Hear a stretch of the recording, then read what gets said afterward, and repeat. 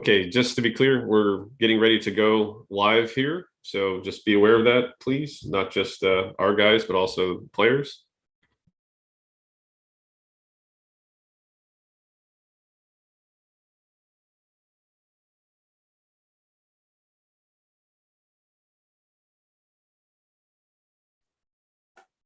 Austin, Waterbury.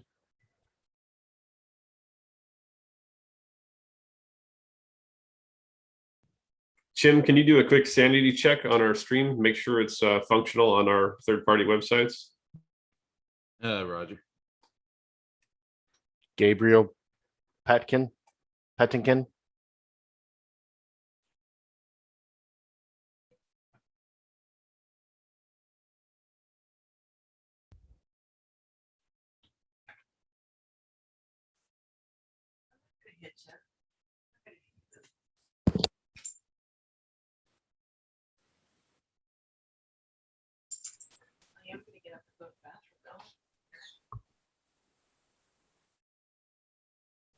For those of you who are joining, welcome. We are about to start. We have some last-minute folks who are logging in. We want to welcome you today to the Rat Chat. We will start at approximately 5 after. So this is the last chance for people to log in and see what's up. Our attendees, those of you who are actually in the Zoom meeting, you probably will not see fellow attendees. That's okay. This is not the regular Zoom meeting you're used to. This is the webinar functionality. We have a lot of cool stuff to share with you today. For those of you who are joining us on Facebook and YouTube and the Steam pages, as well as Twitch, please stand by. We will start our screen shares momentarily. And today is going to be loaded with a lot of good information. We just need you to be patient. For those of you who are attendees who have your regular personal name and not your game name in the list, simply type in the chat bar what your game name is. We have staff who are ready to help and rename you to what you need. Okay, so we've got a good day coming. Just hang tight. We will start in just a few minutes. Thanks for being patient. And again, now's the time to get a hold of your friend, your squatty. Ring them up, text them, Facebook, whatever you got to do. Get them in here. We want people to be here because we've got a lot of great stuff for you today. Thanks.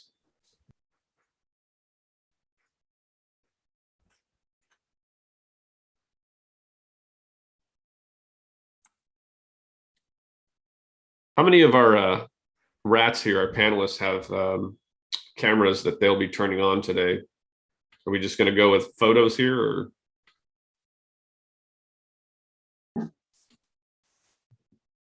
I can turn mine on.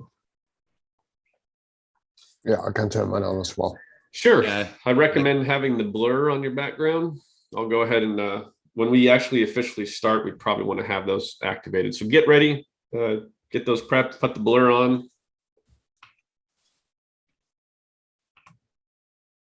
Mike Mudd made it. If Mike Mudd, it's 4 a.m. there in Australia, if he can make it, there's no excuse for anybody. Just saying. Last chance to get your name changed. Otherwise, I'll have to do it through chat. Please just type in your name so we can get y'all taken care of. Thank you. Zoom, you have your video disabled. So I can start video.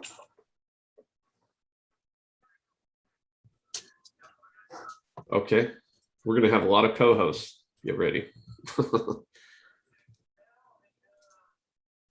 There we go. There you go. Yay. There you go.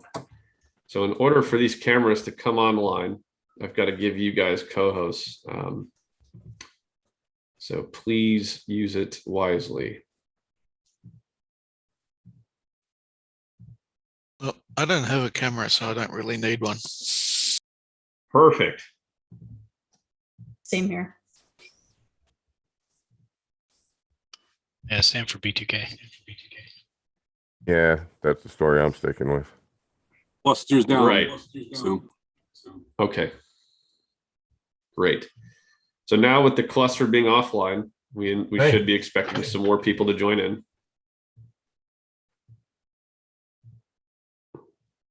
All right. Okay, I think I have everybody. Okay, I'm going to turn off Discord so people don't bomb me there.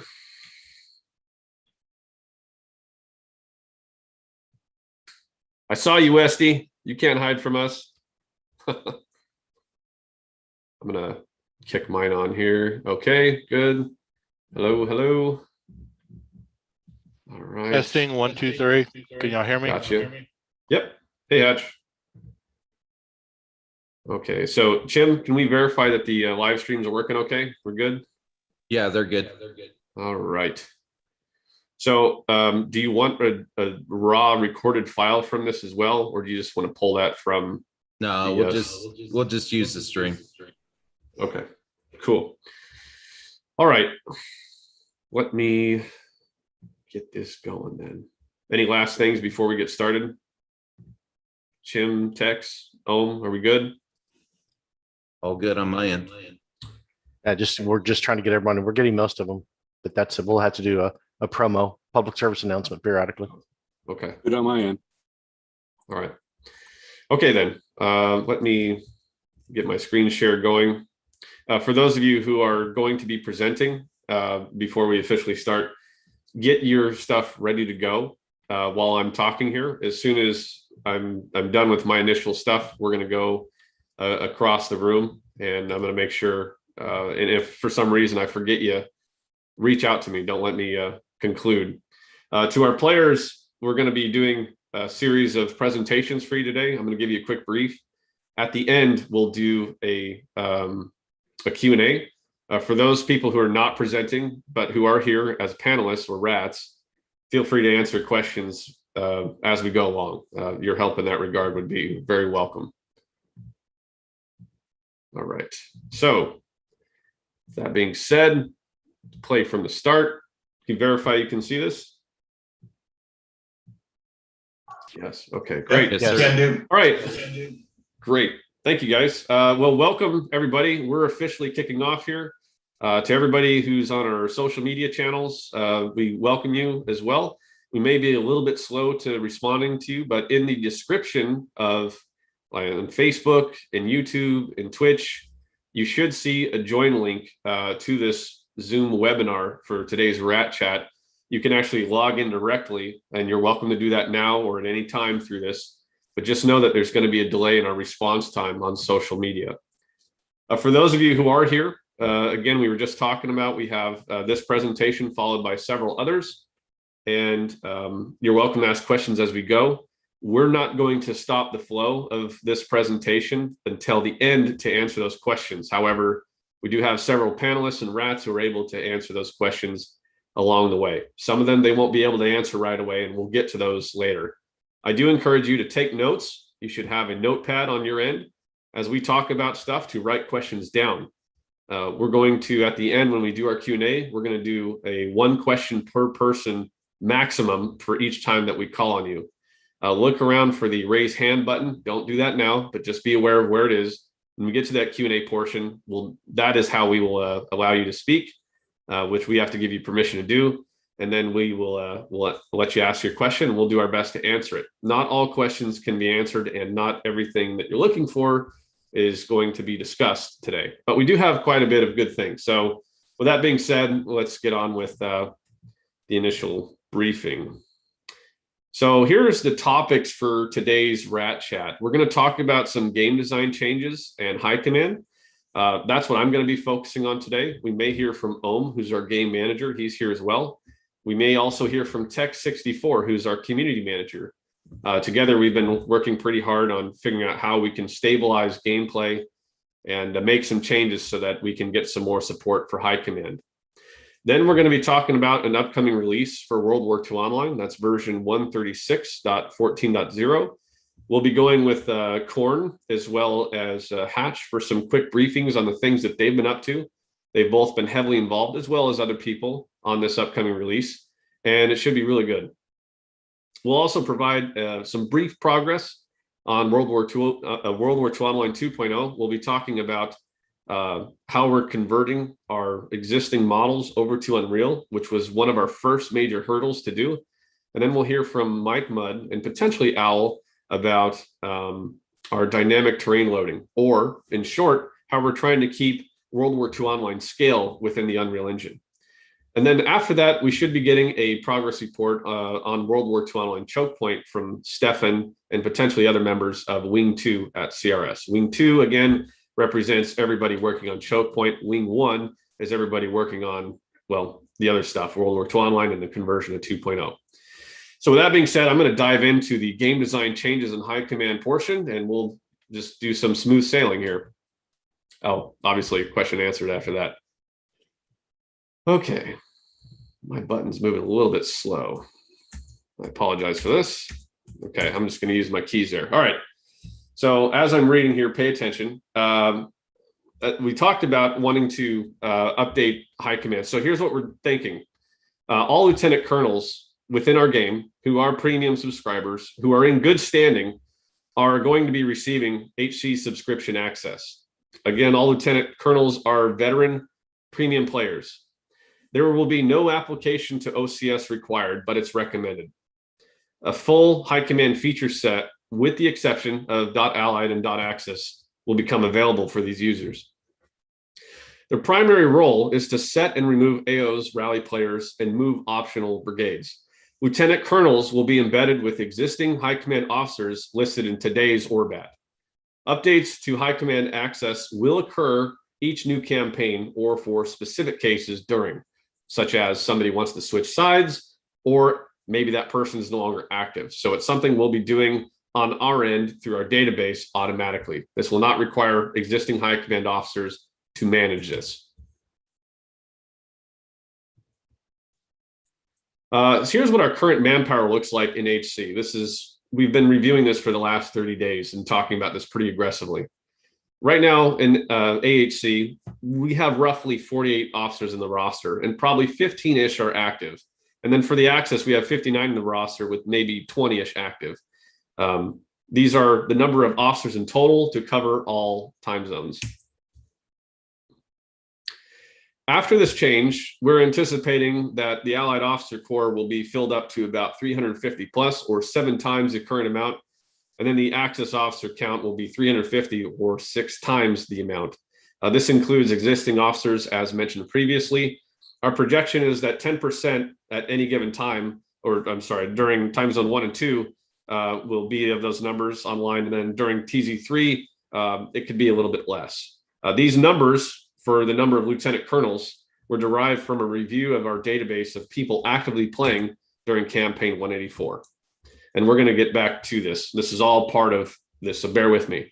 As part of this, we want to also include squad attack objectives. This is somewhat of our focus point now that we're talking about including many more people into high command. So each threshold for AO availability beyond 1 will receive an additional AO. So for example, right now, you go from 1 AO to 2s. That threshold will actually become 3. And instead of 3 AOs, it will now become 4. Each new additional AO will be at the full discretion of a squad commander online. So when you have 2 AOs dedicated to high command, 1 AO will always be available for a squad online. Let me repeat that. Now that we're giving it an extra AO, that 1 additional AO will always be available and dedicated specifically for the purpose of squads to utilize. And since all lieutenant colonels in high command will have blue HC chat to discuss these priorities and placements, we're going to be more inclusive in the process for squads to be part of that strategic component. Of course, at all times, the HCCP, or High Command Control Panel, the veto will be available for fixing proposals. Current high command are expected to allow the extra AO to be utilized however squads wish, however they wish. Abuse in either case will result into HC tool removal. So if we have an officer who says, absolutely not, my way or the highway, they probably won't be an officer for very long. In addition to that, if we find somebody who are in squads, just taking advantage of all these AOs, when HC are actually online, the people who are in the ORBAT, there will be an issue there. Now, it's going to be a little chaotic at first. We expect that, but this is just for extreme cases. So that's not a threat. Let's just play it cool, and we're giving you the extra AO for that purpose. Now, with this, we intend to have an extended intermission and training process. The rollout of this initiative will occur after the conclusion of campaign 184. This campaign, at the end of it, this will happen. So the start of intermission between 184 and 185 will be the first availabilities for lieutenant colonels to have this access. You can expect a 5 to 7 day intermission for training. Everyone should be helping each other learn what these tools are and what's going on. We will schedule at least 2 official CRS-led training sessions. Both will be all-inclusive, meaning whether you're Access or Allied, you're welcome to participate. That can be easily done either in a setting like this, or it can also be done within Discord quite easily with a screen share. And since it's intermission, we don't have anything to worry about in terms of operational security and spies and all that stuff. There will be no special event planned for this intermission, just training and prep for 185. At the conclusion of this intermission, we will officially roll into campaign 185. Training is anticipated to continue, and we will need cool heads for issues that arise. Moderation. Our existing high command officers, Colonel Plus, will be acting as ranking officers. And by that, we mean they have operational command for the AOs that are designated to them, as well as the strategic output. The extra AO is simply for squads to utilize again, however they see fit. All players are expected to work together for the common good. Colonel Plus rank is expected to allow squads full autonomy with that additional AO. If anyone is abusing their tools, report this issue and the GM team will review in real time. Screenshots of the incident are vital, and escalations will reach the community management team where we'll do a further investigation, which might include tools getting revoked, but initially things will be pretty relaxed in that respect. There needs to be a break-in period for people to understand what's going on. Refinement and fixes. We expect the initial 30 days to be somewhat chaotic, and it's important to work together. The CM team, community managers, will be actively engaged with the players to monitor progress, and CM team will actively be communicating with the HC as well. Refinements and fixes will occur as needed and as possible. All players are requested to proceed with optimism, recognizing the need for this to occur. Here's some of our justifications. Why are we doing this? We have reduced the high command's dependency as far as we can in game. The implementation of garrison supply has dramatically reduced the pressure valve that's on those players. Therefore, the job requirements for HC is at a 15-year low. It's so much easier to participate. So those of you who might be concerned, like, I don't want to do that, we expected that, but we're going to do everything we can to make this as easy as possible on you. This directly injects squads into the strategic element of the game, which, by the way, has been long missing. We achieve a maximum certainty of people in a position to help. Therefore, to the best of our ability, we remove the no HC period, which is typically dead. So, yeah, it's kind of akin to a mission leader in World War II Online, where players are now leading strategically. So there was a certain time when ranks were required for you to become a mission leader. This is somewhat of that thing. This is not just, we cannot associate gameplay from high command. They're not two different things. And the people with the HC tools directly impact and therefore have the ability with the tool set to drive our game. And that part is really important to take note of here. It will also educate players on how the game works. For those of you who maybe have never done this before, you're going to see quite a bit of stuff, and it's going to help you realize just how significant this is. I think it will also educate players to understand that HC really is not that intensive. So anyway, with the conclusion of that, I don't want you guys to worry. We're going to get to our next speaker here soon. Corn, I'm going to ask you to get ready to present your stuff as it pertains to this release. We will be talking about this high command thing very shortly. This is not something that our current high command structure can handle anymore alone. Many good people have tried many good initiatives over many years, and I know I just said many 3 times, but this is an all-inclusive effort at this stage to ensure that, you know, World War II Online remains a player-driven game. This is the last stand. So before negatively reacting to this, I would ask you to consider how you can help the game and realize the necessity behind this. To our existing HC officers, I say high command is here to stay. This is validation of that. I understand that it might be a little confusing, perhaps worrisome. Most of our people internally, we've been talking about this for a little bit, and there was initial concerns. Over time, it started to make more sense. I do not anticipate that to go perfectly. I expect there to be problems, but we need to address the lack of HC in our game and ensure to the best of our ability that that does not occur. This is the single best answer that CRS has to work with. And so I hope that we're ready for that and cooperatively work together to ensure that World War II Online continues to have a high command and continues to be player led. This is the answer that we have. We're pretty much out of options. And I don't want it to be disrespectful to our current HC. The few people that are in HC have shouldered a tremendous burden. And for that, we are grateful. As someone who personally served 8 years in HC, I want you to know that this is important to me. This is our last, resort to do this. But I want you to look at the bright side, and that is think about people being in a position to react when no one is on. I'm getting text messages. I got a text message last night. No, it was Friday night, excuse me, at dinner with my wife. And I had a great player who I've known for many years text me and said, dude, there's nobody online. It's Friday night. What is going on? Now that guy is going to be in a position to do something because he said, give me OIC, have somebody log in, give me OIC. So that's how we need to look at this. Everyone who's a lieutenant colonel is our top player rank is now becoming an OIC. That's the best way to look at this. All right. Thanks for listening. Corn, you have some great work with regards to this upcoming release, 136.14.0. And if you guys don't know Corn, he's one of our original rats who just recently came back. We are so excited that he's back. And he's been working very closely with Hatch to fix some of these anti-tank and anti-aircraft guns that have been long plagued with random weird problems. Corn, I'd like you to introduce yourself to the people who may not know you and then immediately dive into your stuff. And then Hatch, we're going to have you do a follow-up with your stuff next. So Corn, go ahead. Well, I want to say hello to everybody. Glad to be back. As Zoom said, I was one of the original developers of this game.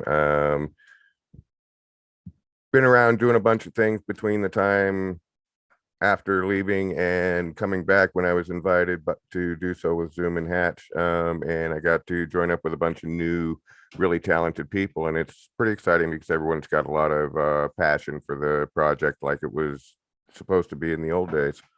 That being said, I've been working on some problem child AT and AA weapons.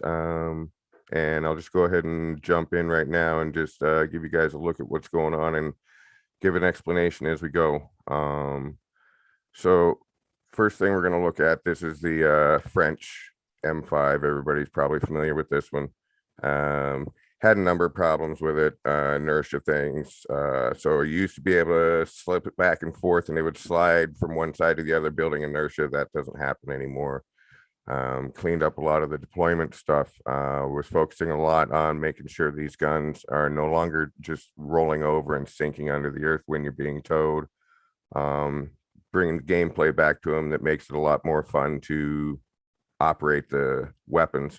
But if you also look now when they deploy, they don't just float above the ground. The spades are in the ground, dug in the way it should be. And a lot of the benefits that we get out of this is now when you fire the weapon, it jumps, but it doesn't slide. So you don't have to keep repositioning all the time, which is cool. We did things like fixing the sliding from the recoil, the sliding inertia when you're moving, and tipping behind the trucks. I know I just hit all of that, but that was on the 2-pounder, the MLE 38 and UK, the Flak 30, Flak 38, Pack 36. There used to be a problem with the Flak 30 when you would push it, it would just start nosing over. You'd have to deploy to recover that. Well, that doesn't happen anymore. Now you can take your gun out and move it wherever you want, position it, and not have to worry about it tipping. It works on pretty much any incline that it should now. Before, you used to be able to take it up any incline and it would just tip over if you were able to get it out of the garage safely. As you can see now, it handles these just fine. So it's been a lot of fun. We also did some neat things like the recoil will now visibly stay with the barrel when you're shooting as opposed to just floating off in the middle of nowhere. And having the it's best to be showing that one on the Emily 38, but the gunner's eyesight tracking the gun, that kind of thing, because it used to be a real pain in the ass before. If you were trying to find any of your, let me collapse this down a sec. If you were trying to find any targets, you'd in your gun sight, you couldn't just spot them outside and drop in, you would lose them. That's not the case now.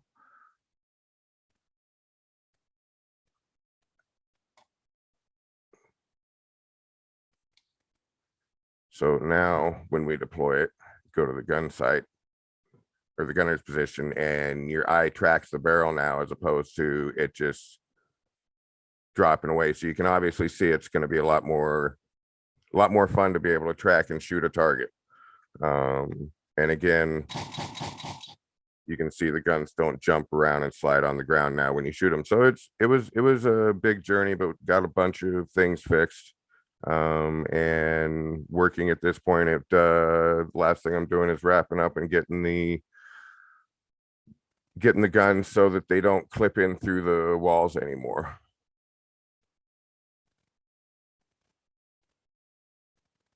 All right. Is that it?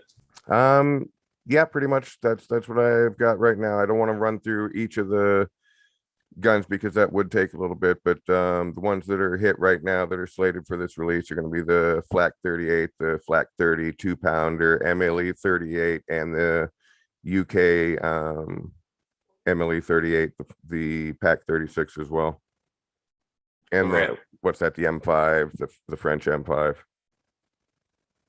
Roger that. Okay, lots of good stuff. For a long time, our players have been requesting that these guns get audited. This is one of the very first thing that Hatch assigned to Corn, and they've been doing some good work. This is important. Things like towing these guns, they're not flipping over and going nutso anymore. So lots of important stuff. It will very much improve your consistent usage in the game with them. So be aware of that. That's good. With that being said, Hatch, are you ready? Is Hatch here? I swear I saw him earlier. Okay. We will get back to that and figure out where Hatch is. I'm here. I'm just trying to get Oh, you got I'm the dog there. Okay, I couldn't see your name. Okay. trying to get screens oriented and all that kind of crap. So Oh, let me get you co-host too so you can share. Great. Okay. all right, let's see. All right. Okay, so man, there's the presentation, or my part's going to be a little bit light. I'm primarily spread across 3 different or 4 different efforts, helping Corn with the guns, working with Megan to work out some glitches with lighting and such on some of our new vehicles and such, and then working full bore to get the majority or all of the vehicles that are in the timeline over on the webpage implemented by the end of the year. I'll go ahead and share the last one I've been working on, which Boom Boom put together about 4 different models, 4 or 5 different models specifically with this that pertain to this particular release. One of them, we have the M3 half track. One of them is a regular half track that's going to be Zoom can get into details later if how those can be employed as opposed to this tank destroyer with a 75mm gun on it. And so I'm just in there straightening up the models, making sure articulations for different things work properly, like wheels and when you blow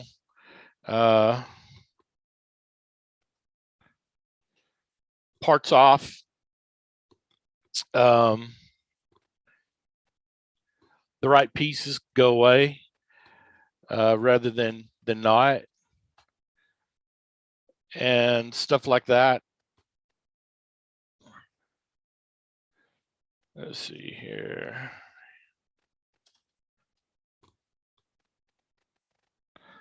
Let's see. That ought to work. So you get the fidelity of the different pieces and not so on and so forth. Also making sure that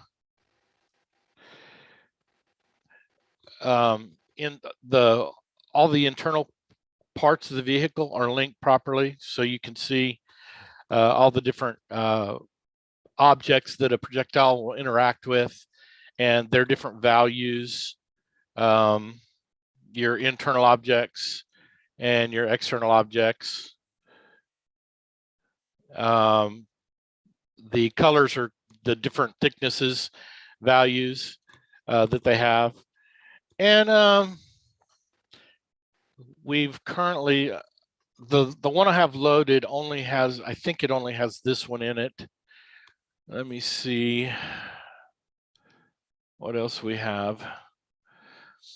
Yeah, this one that I was working on just for the meeting, I don't have we also are putting in Universal Carrier and a Lorraine, two different versions of the Universal Carrier, two different versions of Lorraine, one with the gun, one without. That's much like this one. I don't even have the non-gun version of this one in here right now. So anyhow, that's been my world recently, and we're getting real close to pushing this out there and giving you guys some new toys to play with.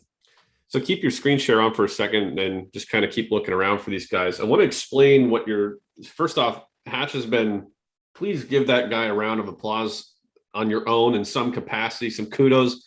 He's been putting in stupid hours to try and get this stuff done for you guys. And also, Boom Boom, give him some props too for the hard work he's done from a modeling perspective to get this completed. Together, this duo, which is increasing, is helping us be able to produce new content for you guys. Consistent with our roadmap for 2021, this M3 half-track, as well as the anti-tank gun variant available for not only the US, but also the French forces, the two universal carriers for England, the 251 with the PAC-36 on the front with an MG-34 in the rear. Do you have that in here? Can you pull it up for them to see? Which one? The new 251? I actually think that's over on. No, I think I can get it loaded up pretty quick though. Okay, go ahead and do that. I think it'd be cool to let the Axis see something too. Anyways, this is all consistent with roadmap deliveries for you guys. And I just want to emphasize when we make a roadmap commitment, it is our intention to do everything in our power to follow through on them.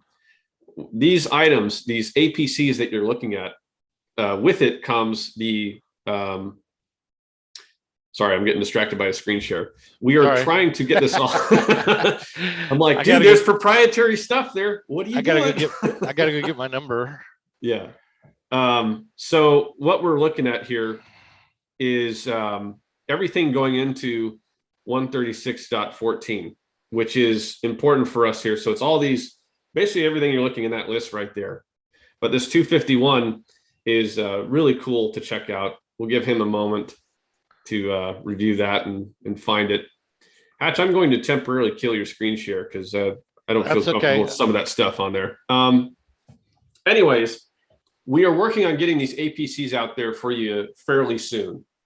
And with it are going to come some additional gameplay changes. Boom Boom, would you like to talk about, while we're waiting for Hatch to get that 251 up, the upcoming changes that we talked about with Blackhawk and the community management team with the fortified mobile spawn, what can place it, and why we're doing that? Yeah, well, in brief, we all know the game situation where we have fast deployment from a forward base to the town perimeter, and you set up your forward mobile spawn and overwhelm your not present defender for a battle that will be kind of lopsided in a way.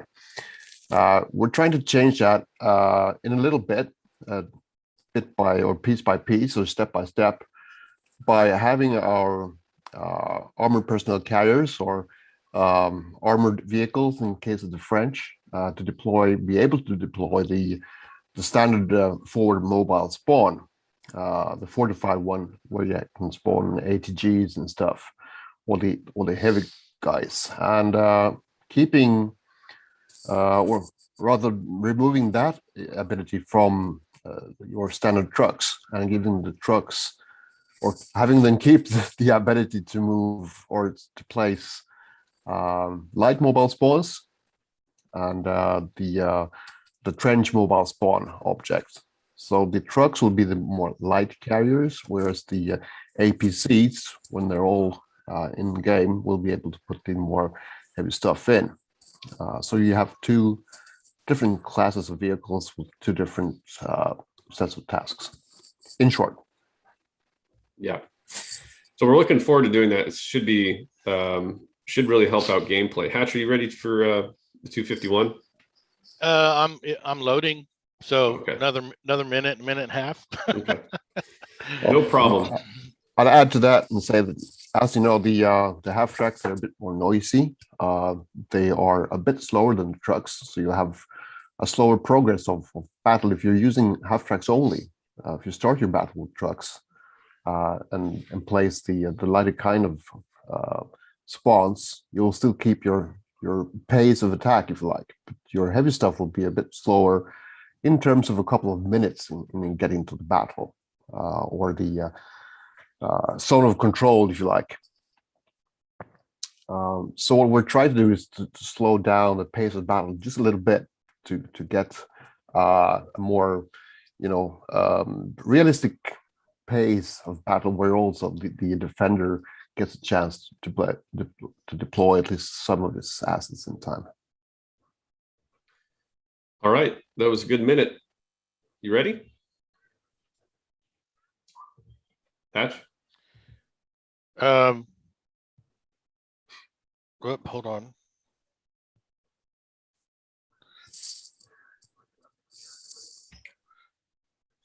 Let me cue the Jeopardy music. One moment. Da, na, na, na. We're still loading. It's probably because I've got so much stuff. About the FMS setting APCs now.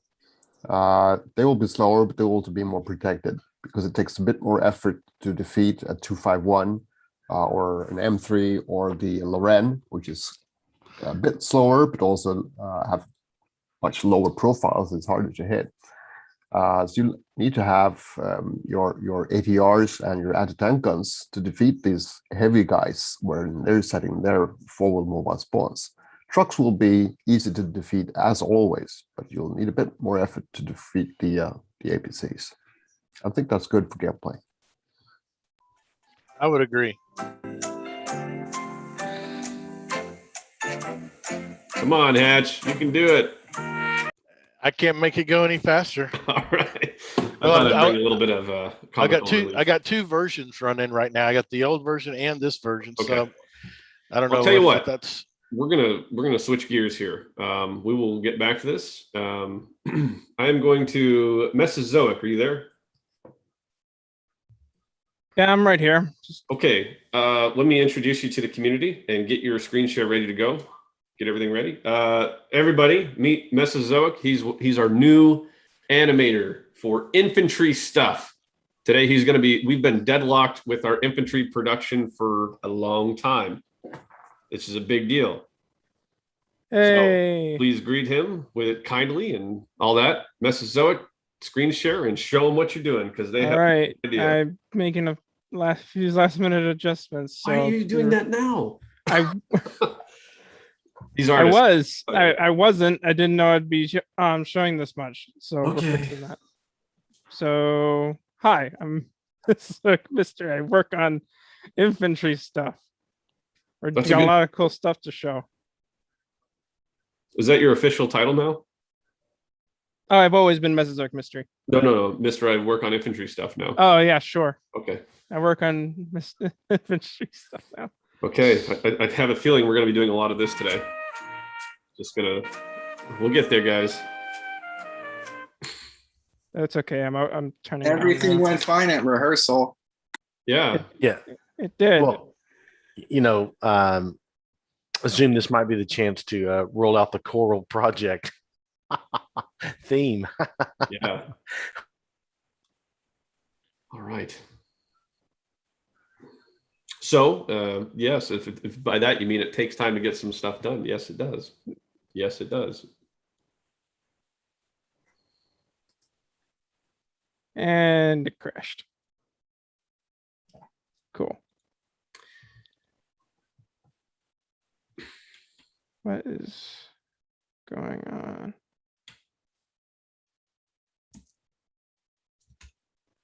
All right. I didn't really want to bust out my source tree here, but do I need to do that to show them the in-game version? Yeah, show them the in-game version. I'll talk about it. It's suddenly not working for me. You're killing me, Smalls, but hold on. I need a, oh, I've actually got a bunch of stuff in progress. So you can't pull up 3ds Max? and Hold show on. them? I just need to change something quick. There, that should fix it. Okay, all right. Oh, Eagle says back to Jeopardy. Okay. You can thank Eagle for this. I think it's starting to catch on, guys. Maybe we can get the epic sax guy coming next. I love that guy.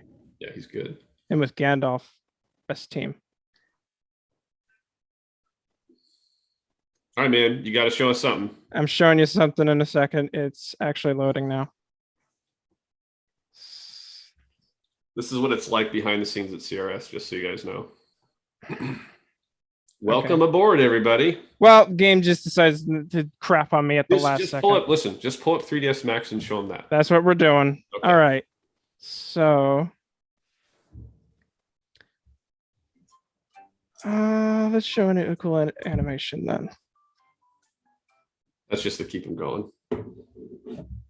Hey, Zoom, there are some questions here that people are trying to ask that might be something we could take a question on. Give me one. Give me one, just read it. Okay, Jay Coog wants to know, when will the audio be distance-based instead of how high you have your volume turned up? Well, there is some Thought it 3D already was. audio. Yeah, there is 3D positional audio. Buy a better headset. So is that akin to downloading more RAM?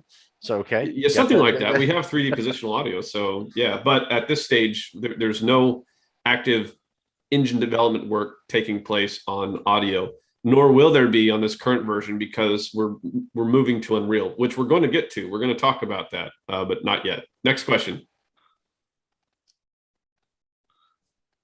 Somebody mentioned shotguns and artillery. No shotguns. Kind of cool. Artillery, server tracked objects. No effort. If it's not on the roadmap, we're probably not actively working on it. That's not always true, but we're not currently working on that. Mrs. Oak, whenever you're ready, pop open your screen share and get it up. We're waiting for you. It's opening now. Okay. There was one question regarding HE, specifically regarding the 75mm and 88 high explosive rounds for the Panzer III and the 88. How are we approaching that? They have them. So what's the specific question? I mean, I guess they just had a question in regards to impacting the infantry that's nearby in good in terms of our shrapnel. I know that Kartik had worked on that. And then he had a question regarding HE from the 88 not doing damage. Boom Boom's answering, so I'll let him take care of that. So to be clear, we not only did an HE audit, then in addition to that, Kartik did do something dealing with aircraft regarding HE. As well as I think vehicles in general and how it should bounce off it now. But, you know, we've already increased the boom level, if you will, the number of fragments they push out over the years. So I am not interested in doing any more audits because they're time consuming. They piss people off and, you know, it's just not great. All right, here we go. Thanks for being patient, everybody. So here we have an updated M1. I know that. So here's the deal. we have two guns technically set up. We have both are variations of the M1. We have the M1A1 carbine and the basic M1. Same things, basic carbine. But one has, as this one, we have one with a stock and one with a collapsible stock. Currently don't have the collapsible stock open yet, and I could probably show you that later. But yeah, all the animations have been implemented into this. We got a running, a sprint, we got a crawl animation, and we got all sorts of firing animations. Everything's in place for this gun to be implemented in our next patch. Right. So as he said there, you're looking at the M1 carbine, which has the full stock. That's the regular one. And then the M1A1 is the collapsible stock for the paratrooper. This M1 full stock was a last minute toss in here because we wanted to maintain authenticity, because most of the time the regular Joes didn't run around with the paratrooper variant, obviously. Now, for sure, in this coming update, 136.14, the M1A1, the paratrooper variant, is going to be in there. We are trying to do what we can to get the M1 carbine, this one, for the regular ground troops. Now, both of those will be available exclusively to the US forces, obviously, in Tier 3. Okay, so that's what's to be expected right now. We know that the Allies have been waiting for this for a long time. We did push out the Sturmgewehr. There was a little bit more work that we wanted to get done for that for the Germans. We pushed that out with the recognition that at that time we didn't have an animator, but it was mostly complete. We may go back to that and do some third-person animation fixes. But this M1A1 is this is a big deal. This is understanding that our infantry pipeline for World War II Online version 1 is no longer deadlocked. Now, your next question might be, yeah, what about that 30 caliber, the M1919? Immediately following the M1A1 and M1 carbine will be the production and continuation of the 30 caliber. So just be aware of that. Our intention is to get all three of these weapons in before this year's end. That is our goal. Outside of that, there's no other plans for the remainder of this year. The reason we're focusing on these is because these are commitments that we made to you that we are compelled to deliver on. Any other last things here, Mesozoic, or is that it? No, I can show some of the M1A1 stuff, because this is the M1 stuff, and I think it's good. The animations are mostly the same. In fact, they're nearly the same. The only difference is the stock, and we've got more people to get to. So don't sweat it. So help you. Should be able to help you with this. I'm gonna stop sharing I got and you. change up my screen. Once again, thanks for all the hard work there, guys. This is great. We're back in the infantry content business. That's what this means. All right. Hatch, do you have that available? I'm up. Okay, let's do a screen share from you. We're going to go back to that 251 half track for the Germans coming out in this next release. This is what's expected. Okay. Here it is. Boom, boom. While he's walking around this, talk to him about it. You're the guy who built this artwork, so tell him what's going on. You're currently muted.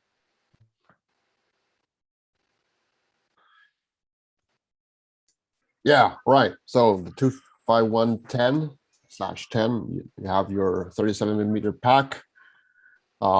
Standard pack, which we just plonked down on the 251 SDKZ. Pretty simple port, but nothing is ever simple in this game or in this development because you have to have your crew dug down, and we're currently working on that before we release this one. So having the crew get down in cover without looking absolutely strange. One new thing that you'll notice here is you have your rearward facing gunner with the MG34 using the pintle as it was supposed to be. So Hatch, if you can just hold there or switch to position 5, I think. 4. war, right? So now you can lay down some covering fire or retreating fire, whatever you like. It works pretty nice. That MG34 is from the base infantry model too. It should be noted that's an upgrade compared to the existing 251, as well as the crew members looking like our standard infantry. I imagine we'll be getting to that regular 251 to update those as well, hopefully in the not so distant future. All right.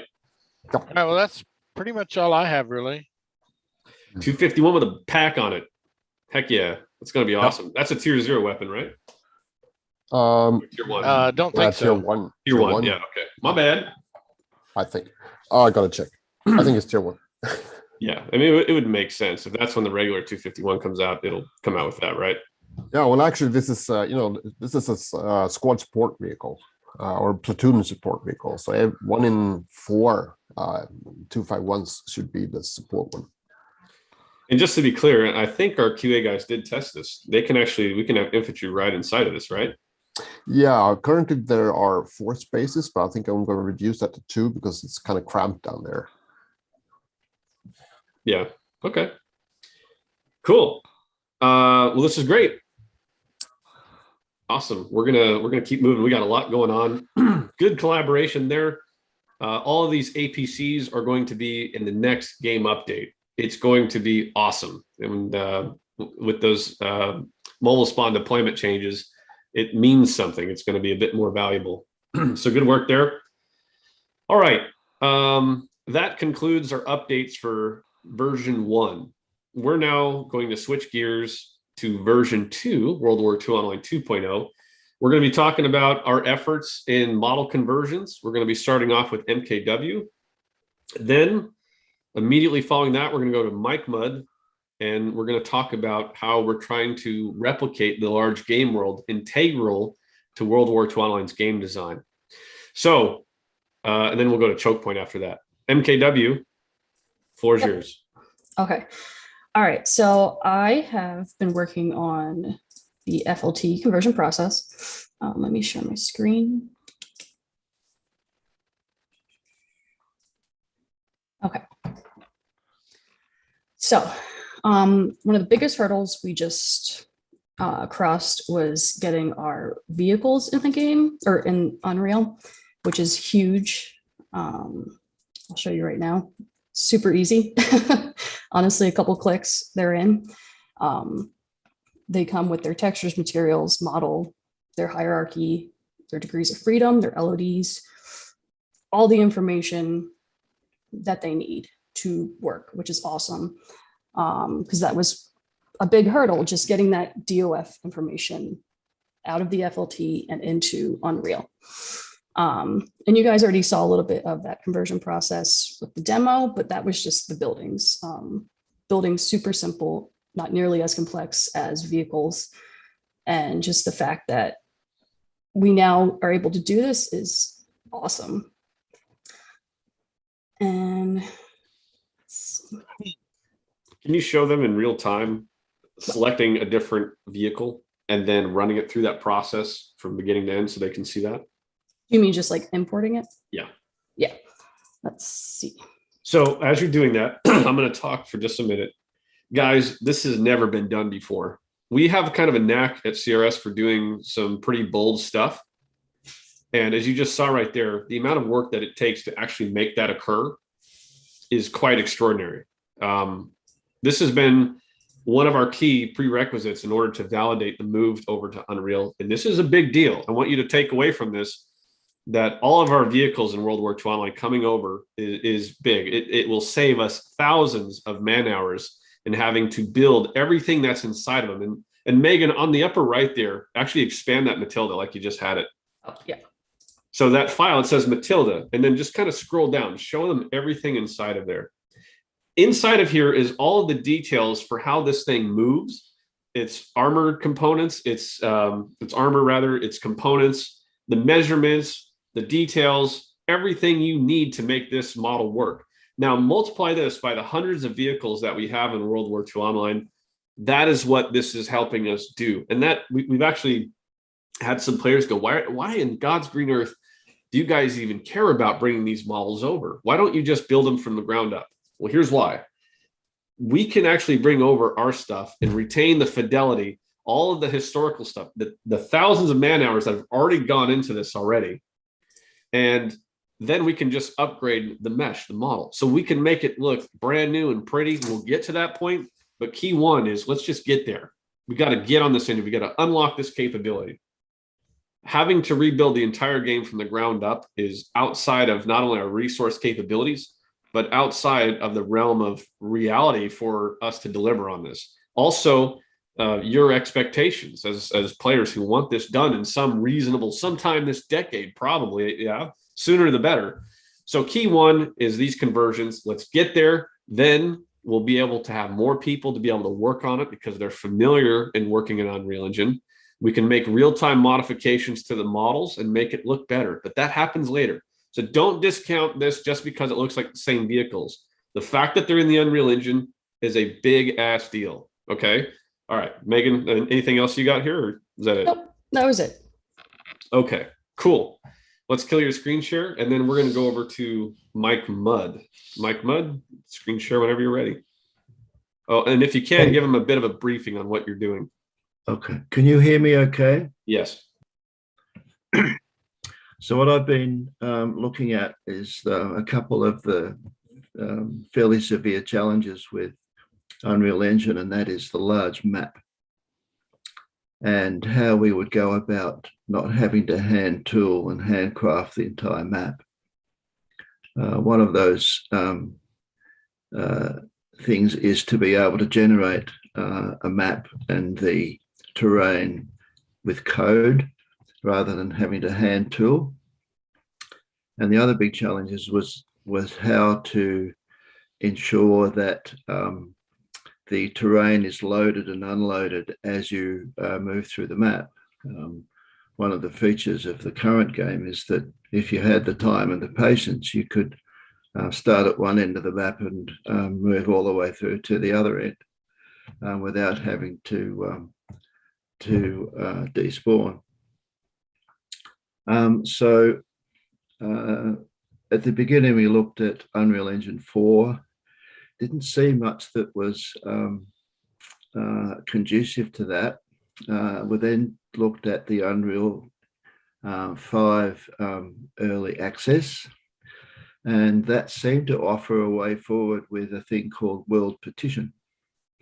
Now, what World Partition does is it treats a map of whatever size you want as a single level, and you can then use the Unreal Engine 5's built-in feature of terrain loading and unloading. It does that all for you, which I can show you in a sec.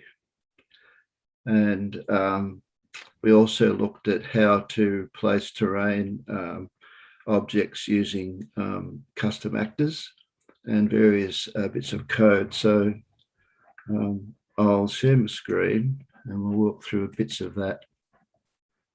And hopefully the lag down to all the way down south to Melbourne isn't going to be too bad. So you should be seeing part of the town of Denont, which was used for the Unreal Engine demo that Zoom and the production team put together earlier in the year. So I've taken part of that and converted it to the Unreal Engine 5. Now, Unreal Engine 5 with World Partition, we'll try and demonstrate that, as well as the ability to dynamically place terrain objects. So if we can move around a little bit here. I also want to make a quick comment. You're going to see some floating particles and effects.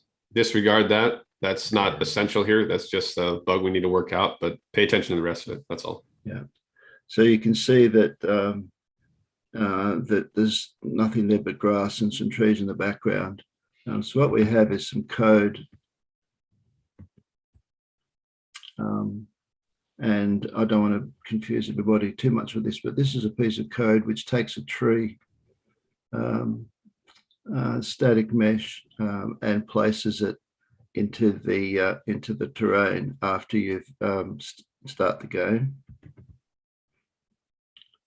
So if we run this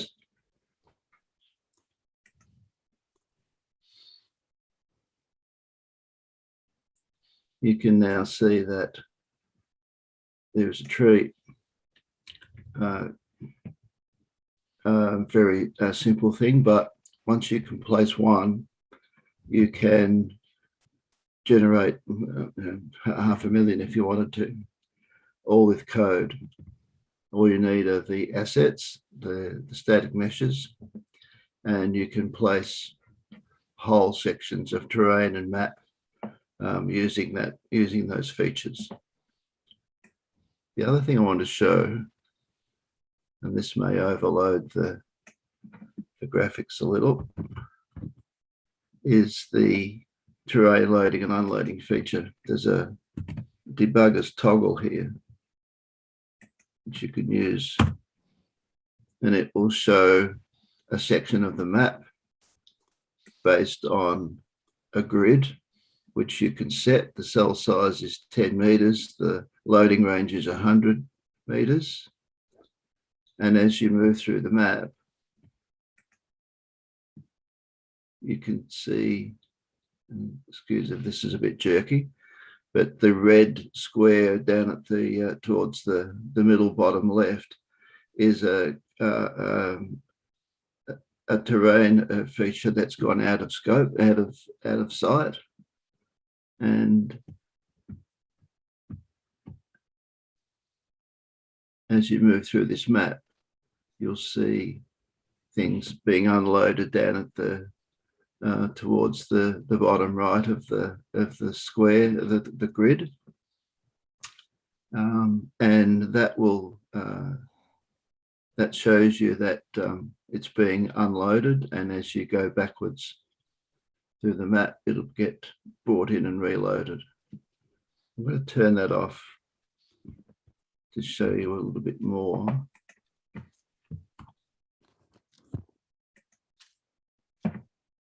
That. So as you can, I've set this range pretty low so that you can see how just bear with me a second.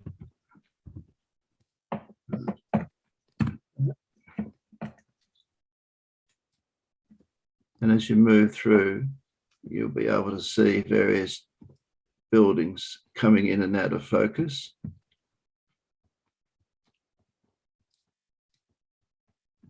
Mike, is it possible to get maybe a little bit more altitude? Because we're so close to the ground, it's kind of hard to see these buildings loading and unloading.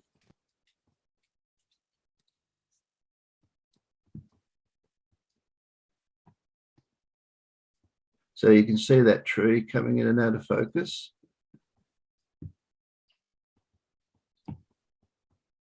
Select my... Yeah, so just to be clear, what Mike is trying to demonstrate to you here, those loading and unloading of assets, is really important. We kind of do that already in World War II Online. That's what allows you to move throughout a large game world without having to keep all the assets loaded. It's just kind of like a level of detail, really. So in this case, he's showing you this tree or buildings. These terrain objects. Will also be looking to figure out how we can do this with the actual terrain tiles as well. We're not quite at that point yet, but this is the fact that we have this means to be able to load and unload things. This was our second critical objective and our most important as it pertains to doing the large game world. This has just now been made available through Unreal 5, which is the basis of World War II Online 2.0. We're just not going to start off with 4. This demo was built in 4. We're just going to go straight to 5, which is in early access. So it's a little bit slow here on this computer, just simply because it's not entirely optimized. That's not his fault or the expected final result of how this engine performs.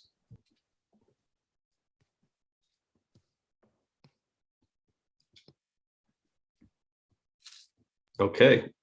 So you can see how how things come in and out of focus,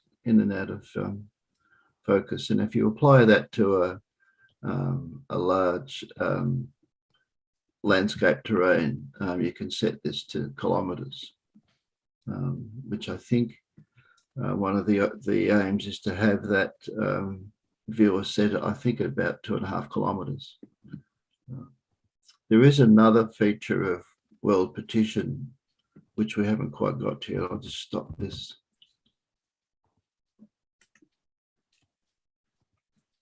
and that is hierarchic levels of detail. We haven't explored that at the moment, but that then offers another feature of having landscape and terrain coming in and out of focus. Awesome. That's really about it. But again, this code here is very important because you can generate this code with other code. And one of the aims that we have is to have terrain and terrain objects, and therefore the map generated out of static files. So for example, with a JSON format or something like that. And then we can run a preprocessor, which basically generates these C++ files, which then get compiled into the game.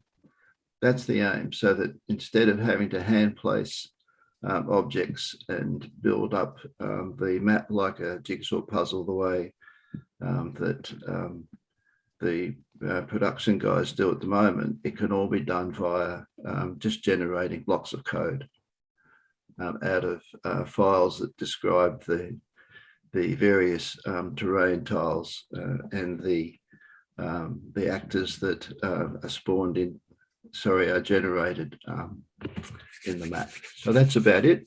That's what I wanted to show you. Great. Well, thanks, Mike. Really appreciate that.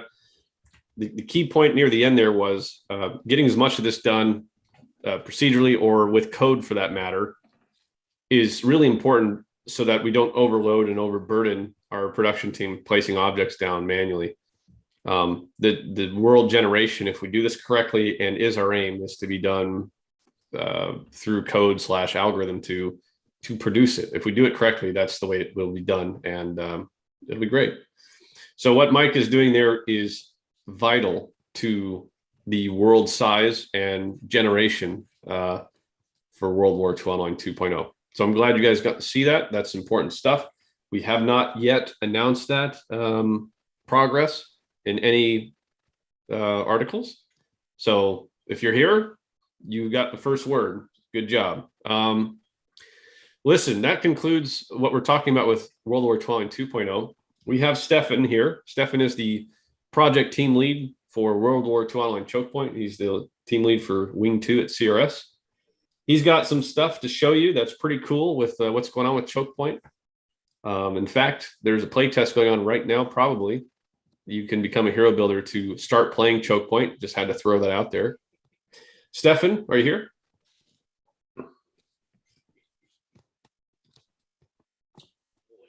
Oh no. There he is. I can find my controls. Yes, I am. He was scrambling.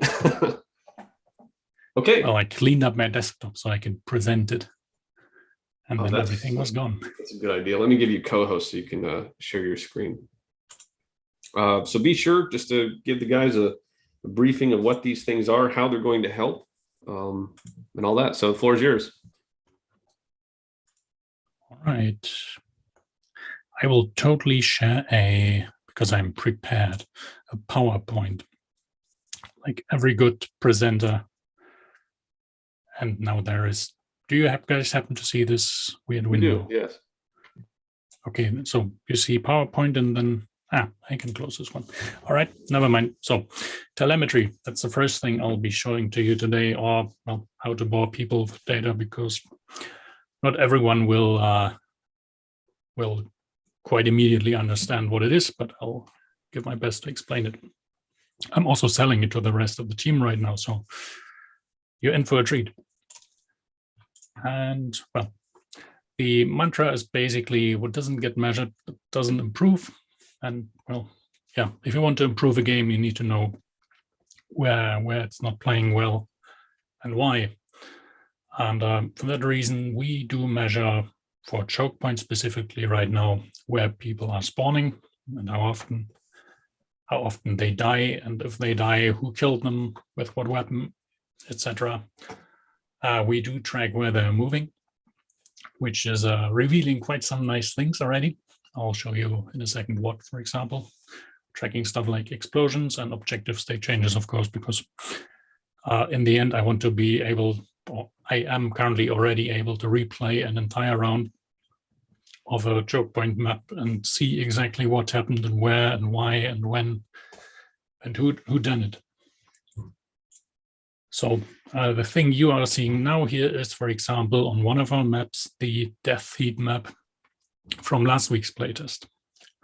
It's probably relatively self-explanatory. The big red chunks is where tons of people died in the same place. So that's basically a choke point. If you get the reference to the project's name, you're spot on. The light blue stuff is, yeah, some people died here, and the green to yellow is, okay, there's stuff going on, but it's not the core focus of where people are dying. Well, this basically already helps us determine whether there are any choke points in the map, and I really do hope there are ones, because we designed them that way. And we can tell, are the choke points where we want them to be, or are they entirely elsewhere because players are just playing it in a different way than we anticipated? And in that case, well, back to the drawing board. And are the deaths scattered across the map without any reason? But yeah, then you're in trouble too. If that happens too often, then you'll get too many people complaining that they get shot from positions they can't tell. And then, well, back to the drawing board again. So we definitely have a good use for this tool already. So this is how we balance our objectives. And I also, as I told you previously, I can tell exactly where things happened and who done it.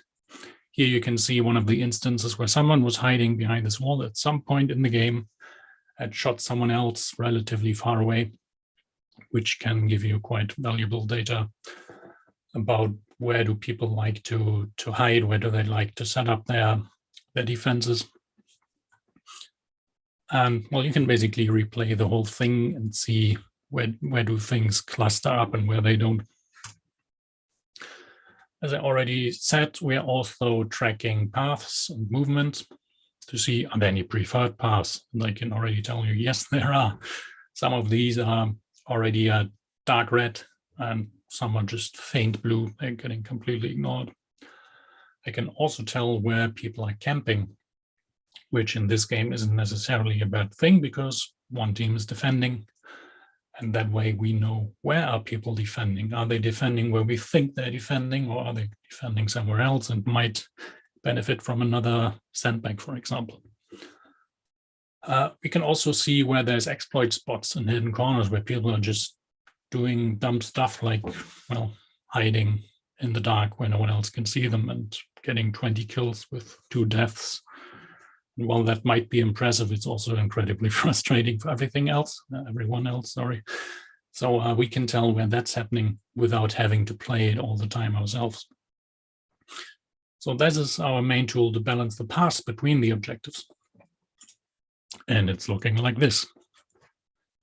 And as you can already see, there's many dark blue faint paths scattered across the map. That's where a few single players kept moving because they were probably clever and flanked everyone else who was on the bright yellow and red paths. So yeah, I'm saying that quite often, as you can see, there's one particular spot I want to bring your attention to. I hope you can see my mouse. It's in the We can see it. center right screen here. The next screenshot will reveal what it is and what I said a minute ago, actually. Someone here was clever enough to get past these barricades, which are actually, they are not meant to be bypassed, and managed to shoot people from positions where I don't want them to shoot from because that's outside the map. And this tool has helped me identify this spot. So that's cool. Not cool that we missed it, but cool that we found it now. That was, I would say, 4 weeks of work well invested just to find that one spot. What else are we tracking? We're tracking explosions, because who doesn't want to know where explosions are happening? And the objective state changes, so we can tell, does it take 5 minutes for the first objective on that map, or does it take 15, or does it take 30? And if it's taking 15 or 30, then we're probably in deep trouble, because with the average round length of 45 minutes or so, and 5 objectives. You don't want your first objective to take too long. And well, we can track literally whatever else we desire once we come up with the need to track it. That's the first part. The second part will be a lot shorter, but just as cool. It's just not as functional yet because I'm returning to working on it, and that is our character customization. And the first iteration of the character customization will include helmets. So you get to pick one of the historically correct helmets on your unit. You get to pick faces. Right now, that's a lot of developer faces. So if you feel like you want to run around as me, you can do that. Or if you feel like you have a bone to pick with one of us, you pick their face and get shot a lot. Maybe that's your thing. You can also customize your grenade count and the primary weapon within the limitations of your class. And in this case, you can see you see helmet slot, your face slot, and well, there's a lot of helmets next to the weapons, which is simply I haven't set that up yet. But once you get to play it, yeah, you'll see an image of the weapon and an image of your grenades, and you can select the count. And maybe I'll get an artist to make this thing beautiful, because I'm not much of an artist and my UI looks like that. And that is basically all I have to show you today. And the beauty of this system is, as a lot of things I'm doing, they are cross-compatible between all the projects we're working on. So if this in one way, this audio telemetry really in one way or another needs to go into one of the other games, and that's what's happening. And that concludes my screen share. All right. Great stuff. Great stuff. Guys, I hope you're feeling this. The last time we've officially come out to a rat chat with you was on our anniversary. And there we kind of put a line in the sand to say, look, this is the future. This is what we're working towards. Now we've kept you up to date in bits and pieces, but this is a pretty good review on those things. I hope that this is encouraging to you, that you're feeling this, that you're excited about this, and that we've continued to garner your support, which is absolute priority to be able to not only achieve on this, but additional things. I'm going to come right out of the gate and address the 2 aircraft that are on our roadmap. I've seen questions about it throughout the chat. This is about the Ju-88 as well as the Wellington. We have not forgotten about those. We fully intend to complete those before this year's end. That's all I can say right now, other than they're actively in progress. Okay, so that is our goal, to get them done before this year ends. With that being said, thank you to all of our presenters and everyone who's here. We're going to transition to hopefully about a 20-minute. We will no doubt close out by the top of this next hour, no matter what. But hopefully we can try and do a Q&A. I'd like our community management team to take point on this, and then for everyone else who's either a developer or a producer to be on standby to answer the questions that our players have. So Tex, I'd like you to take point, and you can designate your team to help in any capacity you'd like. Go ahead. Thank you, Zoom. Guys, I also want to thank all you guys for being here this afternoon. That's a neat stuff to kind of get to see what's happening behind the curtain. Waiver, keep me on point here. I think one of the previous questions that were asked was regarding uniform and animations. And with Mesozoic coming online, that would be some help, but could he answer that, or Zoom, would you be the person to ask that? Specifically, what is the question? It was regarding to the return of the HC uniforms and the salute function. Okay, I can answer that. The return of the HC uniform is not impossible, but it's not my top priority for our team. I understand, as someone who really enjoyed the High Command Officer uniform, having that, but it's not just a matter of modeling or animation. In addition to all that, there's a permissions-based system, which is no longer existing. I think we have the old code for it disabled somewhere. There's nothing to suggest that re-enabling it is going to make it work. We also did have one of our developers look into the bringing back some of those animations. Sniper, I'm forgetting that gentleman's name. You know who I'm talking about? Yeah, I thought it was Nick, wasn't it? Nick M. That's it. What was his main holdup there? What do you recall it? Because he spent like 3 to 6 months on it, if I remember right. Yeah, I think it all came down to the actual animations needed to be fixed or tweaked in order to work with the updated infantry. Okay. So as of the remainder of this year, not a priority. I need to get these M1 carbines out. Those are going to be happening. You just saw them in game. That's a very good sign that they're close. Immediately following is going to be the 30 caliber for the rest of the year. That's what we're committing to for infantry development. As our team works to, which we normally do throughout January, and we normally list out our following year's roadmap in January, predominantly because we want to understand what we've closed out on and what we have to add to, and what our team's capabilities and interests are, as well as the communities, of course. That's really our priority when we say that. But with our existing roadmap reference, or now as of our anniversary anyways, referencing our efforts to get on 2.0, it's very possible that we'll have a relatively light roadmap because we need to develop into the future.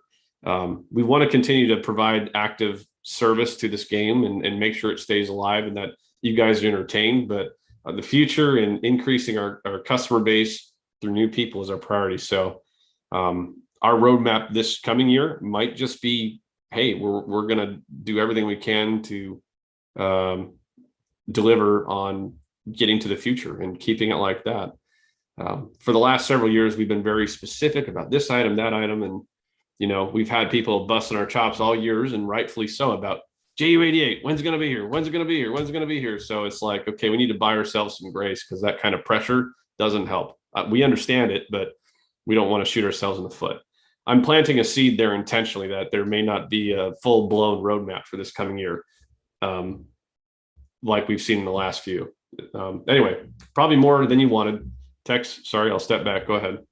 No, that's fine. I was just curious if you wanted me to take questions that's been typed out here or a raised hand feature, because however you want. However you want. You can teach them about how to raise their hands and we can hear from them directly. We would have to give them permission to speak. My only request is specifically to the LEMS, who has 13 plus questions, one at a time, and then we'll get to other people, and then we'll come back to you if we got time for that. Okay, well, let me ask one more text question there so I can scroll up and see who's going to be next here, because I want to be efficient with people's times. Gazoo has a question here in regards to, you may see in the open questions in regards to new aircraft rides for across all services that are only 2 were available. Why was this number changed, and is there a plan to address this or to review it? That sounds like an Ohm question. Ohm, are you there still? Okay, go ahead.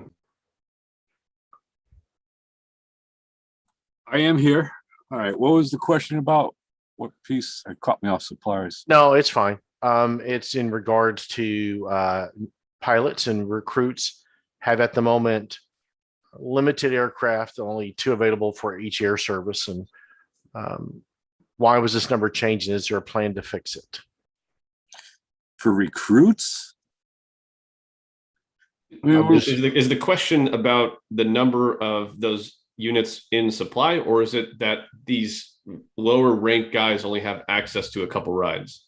Correct. That second part. Okay, so I can answer why do that one. recruits or low ranking guys only have access to 2 rides and not everything else? That's what they're asking. Yeah, well, this is actually a case in tier 3 where we're trying to scale down the number of platforms because we're introducing the late war crates, so we want to scale down on the non-competitive early war crates, and that's why you have fewer 109 E1s or E3s. I can't remember. E1s, yeah, and Hawk 75s and all those, because they just don't cut it against the opposition. And that's a long-standing request that we've had from our community, and that's what we've implemented. But we're working on the spawn lists continuously. We might be able to we'll absolutely consider increasing the amounts of aircraft available for recruits, even in tier 3. It's always at a cost. Okay, let's move forward.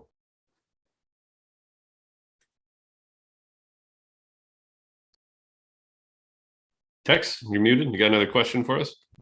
Yeah, I muted myself by accident as I was scrolling through. Yeah, Fox 14 has a question. And let me scroll back here and I get him. If you can get there too faster than I can to the participants. We've got 81 here to give him mic access here. Dilems has his hand up and is in a position to ask a question. Do we want to take that while we're doing that? That's fine. He can go. All right, Dilems, one question, please. Go ahead. Okay, thank you for, can you hear me? Yes. Thank you for the change target. That's a great feature, so I hope that keeps getting worked. Second question you saw was the USA tank numbers. My third question, I'm sure you probably know. I think you just muted yourself. Again, let's stick to one question. One question, please. Right. My question, this one is, where is the status of the interworld bug? Okay. All right. So the status of the interworld bug. Sniper, I don't have any idea on that one. I'll give it to you if there's nothing. Okay. I'm not sure. I think you're talking about the gray button. Yeah, you when gotta hit they it spam it and then it goes a gray. couple times. Yep. No, I know we've talked about it previously, but it has not made it onto the priority list at this time. So that's kind of where we sit. All right. There you go. Next question.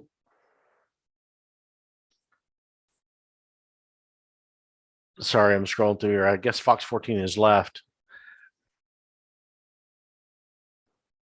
Okay. For those of you who are here, our attendees, you should see a raise hand button at the bottom of the user interface here on Zoom meeting. If you have a question, click that. We'll call on you. You can ask it over voice and then we'll answer it. If not, type it out. Now's your time.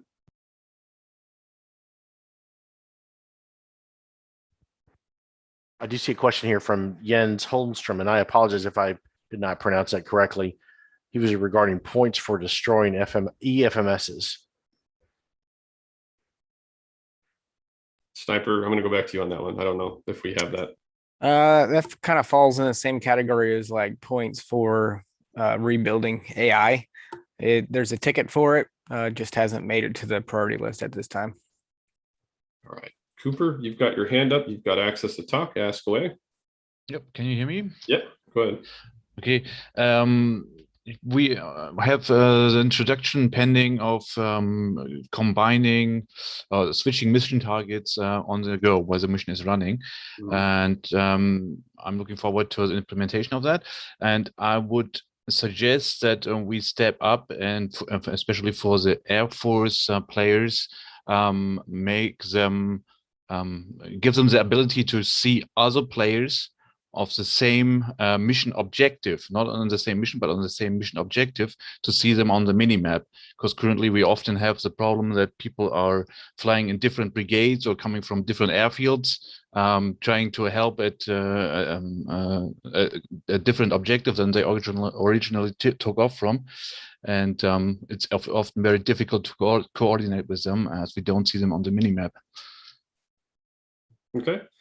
Good suggestion. We'll add that to the ticket. I believe we had to pull that, right, James 10? We had to pull that. I think that and yep. Yeah. It had to be pulled because it was crashing the server. Kind of an issue. At this time, we know that needs to be worked on, as well as the bomber loadouts. We haven't forgot about those, but we've been investing a bit of our resources at this time into developing integrated voice communications, because ultimately we needed more feedback from those other two items, and IVC was something that we're working on pretty aggressively because it represents the single greatest return on investment on Dev's roadmap plate right now pertaining to World War II Online 1.0. Cobra, I'm going to allow you to talk. Go ahead and ask your question. Yeah, I was just wondering, when you go to the integrated voice comms. I played one game already that has that, and the volume is really super low. You can't hardly hear it. Is it going to be any different in this one, or is it going to be kind of low? Okay, good question. Sniper, do you want to talk about what sort of settings and toggles we'll have available for them to change the volume?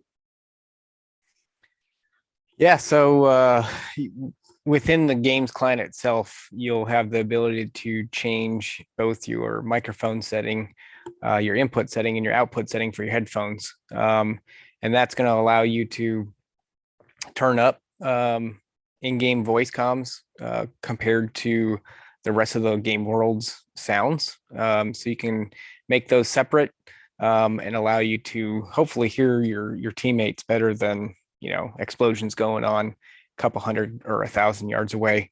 And then you also have the ability to do that even finer outside the game. So before spawning into the game world.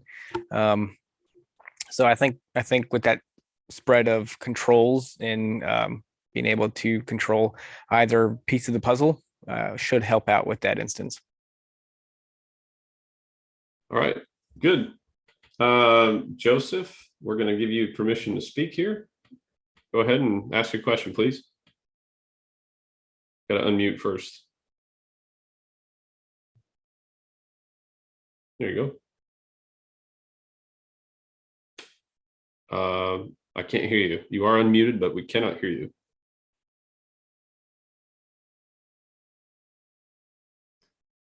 Okay.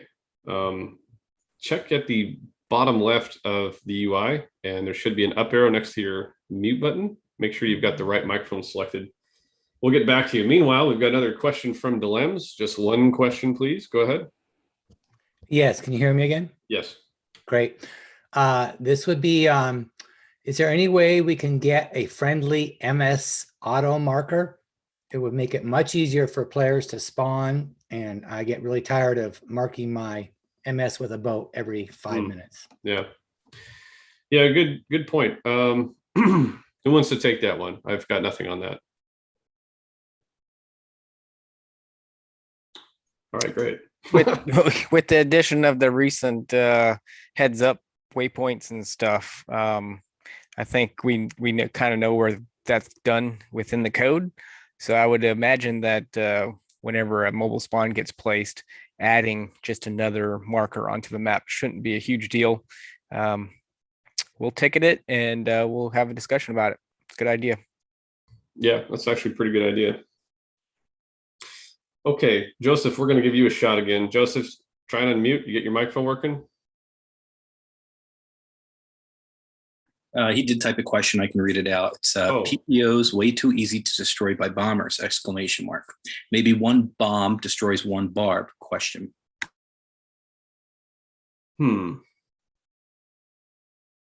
I'd be curious to get some community feedback on that. We don't want to make these mobile spawns so powerful that they can't be shut down. But, you know, I mean, it's not just the mobile spawns, but it's to prevent griefing with the PPOs, such as the barbed wire fences, the sandbags, etc., being surrounded at forward bases before they pop up, etc. Yeah, that's not good. But yeah, I know why that's happening, but I can't think of a great solution to fix it right now. But he's saying, yeah, PPOs are too easily destroyed, so he's looking for some more threshold. We can examine that, but a big bomb coming down is going to obliterate a lot of stuff. I understand as someone who might be using it that it's a bit discouraging. Why am I going to the effort of all this stuff if it's just being destroyed so quickly? We'll get some more community feedback on that, and we'll see what we can do. We would slowly walk that up because we don't want to do something dramatic and then it just, now they're too difficult. That would be a bad problem. That's a much bigger problem than too easy.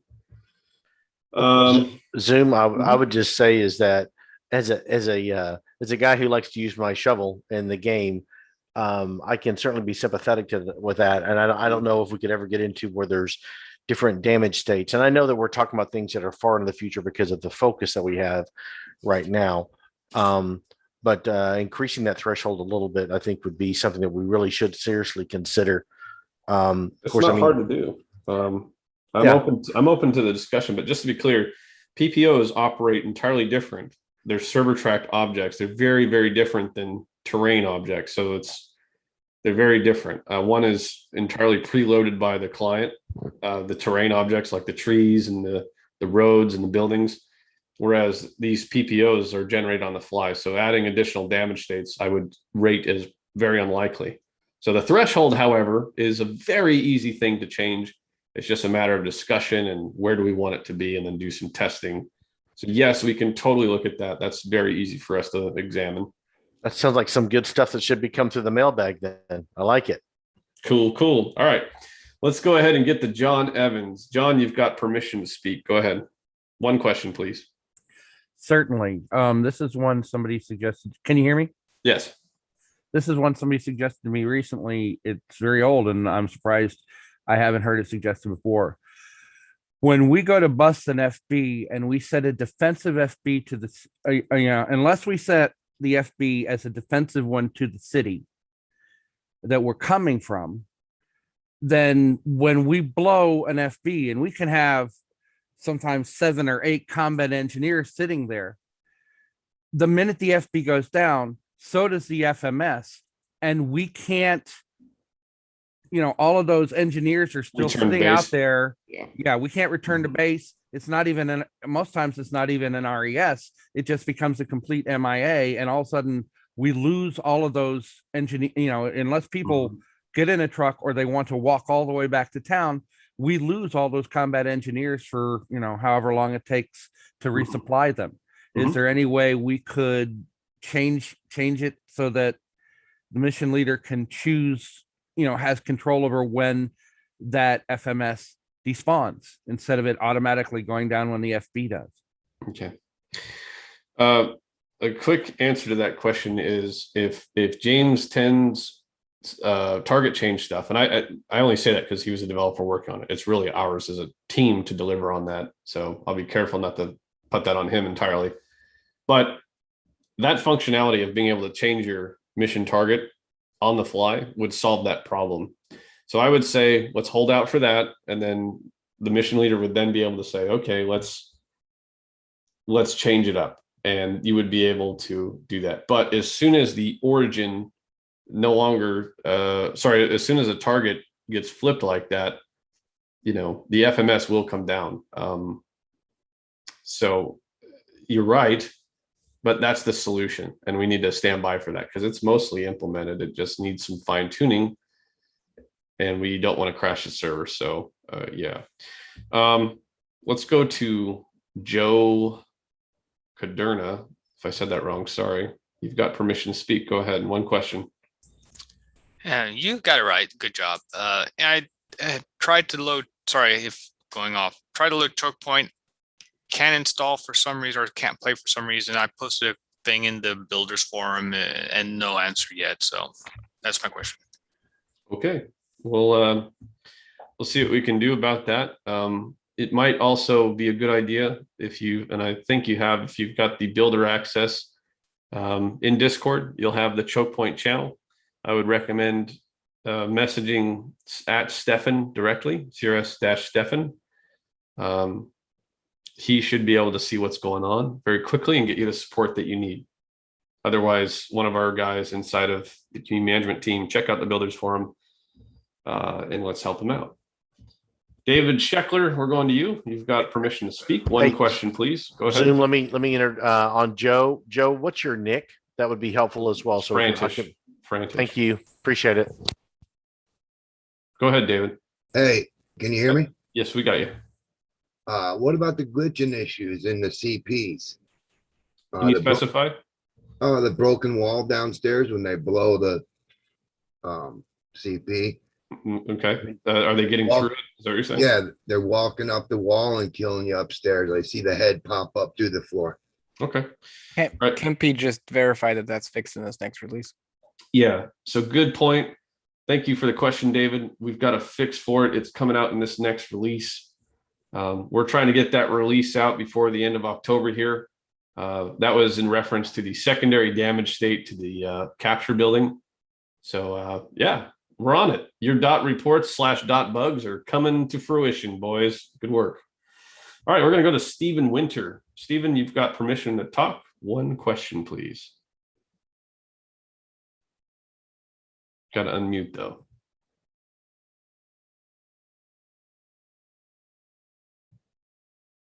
How's that? Can you hear me all right? We got you. Go ahead. Okay, sorry. It's SW1 from Australia. It's 4 o'clock in the morning, so I got up especially to have a chat and have a listen. And I'm pretty impressed with the changes. I think they'll work. The HCs can't hurt. There's lots of experienced players who can take the map. But I'm just still worried about the numbers imbalance. And if we've now got minimum of 2 AOs always, I can see a strong side really cutting through the map real fast. Have you got a sort of a plan to sort of address that if it runs away? Yeah, good question. So let's be clear. The 1 AO minimum threshold, which we typically experience during your time zone 3, will remain as 1 AO. It's every AO availability threshold after that. So 1 is always going to stay at 1. When you go to 2 AOs, instead of it being 2 now, it'll be 3 and so on.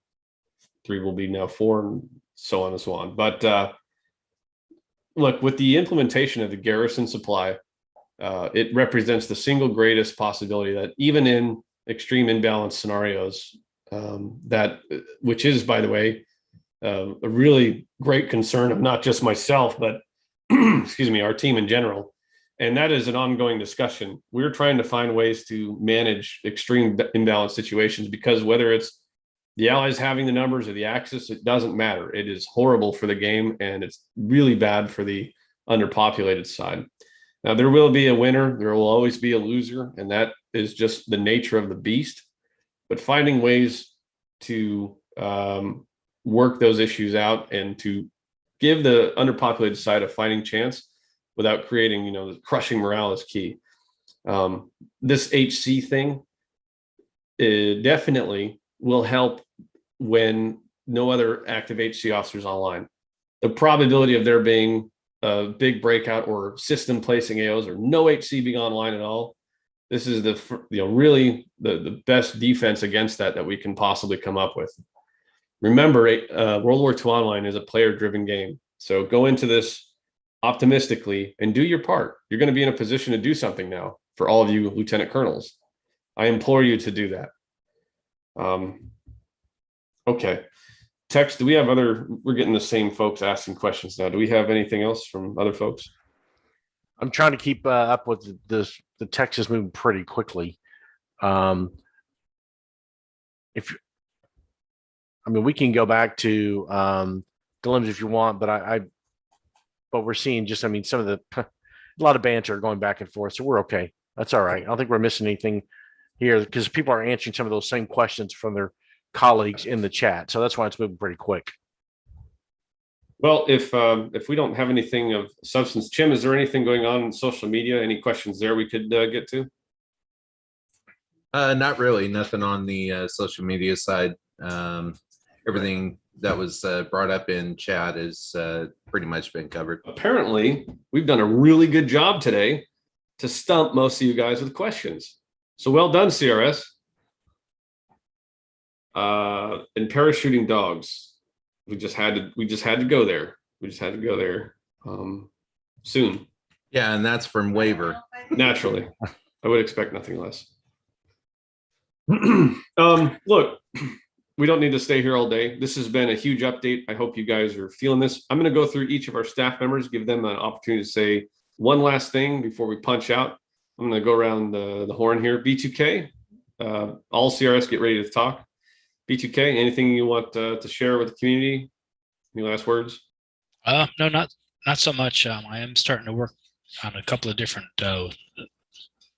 issues with some of the websites. So if y'all y'all see any bugs or want any improvements, please feel free to put them in the forum so I kind of keep track of them. All right, good. That's a good pace. So let's keep it short, everybody. Chim, any words for the community? Yeah, if you get a chance, we have a merch site up on Redbubble. URL is WWII.com/ratgear. And we've got a game mat on there, a 20th anniversary game mat, and a mouse pad. There's certain items that are only going to be available. Obviously, the 20th anniversary stuff will be going away. And then lots of different stuff. It's a lot better platform than our previous merch site that we had. So if you get a chance, visit that and see if there's anything that you like. That's all I got. All right, cool. We're getting a little inside view here of the JU88. Hatch is having fun. We're going to keep going through our last comments here while you guys enjoy the visual. Boom Boom, anything else for the community here? Yeah, fight on. We're bringing more content, so keep fighting. That's all. All right, very good. Got anything for him? Yeah, I just want to let them know that a couple of the hats I wear, with the GM teams, you guys see problems in the game, be it with supply or players harassing other people and stuff like that. Make sure you do your dot reports on stuff like that. This way we could investigate it. And a lot of times it's just a perspective thing, and a lot of times it's not somebody doing something wrong. It's just they just happen to be in a good spot. And that's for supply. Me and Boom Boom work together all the time on adjusting the numbers and coming up with it. My hat's off to him. He does a lot of work helping me out with that. The supply is an ever-changing thing. It'll always be constantly something to be tweaked here or there, depending on player population, what other new units come into the game. We have to make adjustments for that with other supplies and stuff like that. So with the supply thing, I did put in the general area in the forums of what the current supply is in game. It's a link to a Google Doc. This way, if you have any question on what is in the game, it's there. You can take a look to see what the numbers are in the game. And before we make any major changes and anything like that, we'll post it in the forums so everybody can have a view and have their little say on it, to help us out. And that's all I got. Hey, Tex, can you keep calling on folks here at CRS? We're done with the question and answer time. I've got to step away for just a second. So if you can keep going around, that'd be great. I'll be right back. Roger that. No problem here. Westy, did you have anything to add? So I'm just going to go down the list, and Owl will be next. No, nothing really. I'm just working on the events as normal, and I think the Allied tankers are going to hate me for what I've got a plan for the next one. But aside from that, it's all good. The fat is in the fire. In the fire, always. Can't down. Very much a tightrope walk that we walk here. Anyway, Al, you're next, sir. And then Waver, you'll be following. Hello. Can you hear me? Yes. All right. So I'm working with Mike Mudd on the terrain team. I'm focusing on the building side rather than the environment side. And I've got to say, Unreal 5, when it works, can produce some pretty amazing stuff. So it's definitely something to get excited about. It's everything for me, really. Awesome. Great. Waver, and then I'm Brutus is next after that. Keep your comms up, call your flags.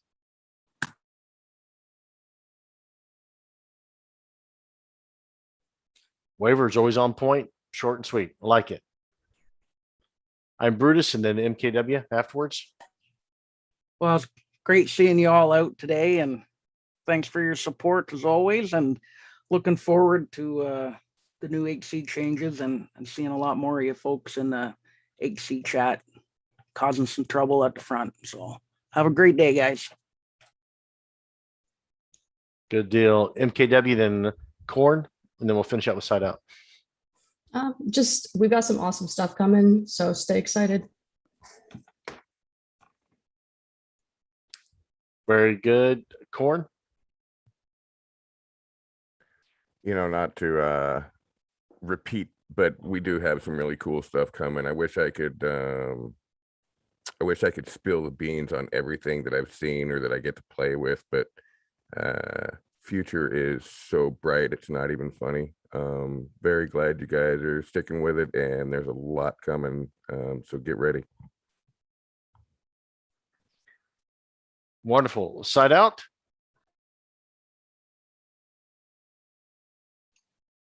There we go. Should I make sure? Can you hear me okay? Yes, sir. Loud and clear.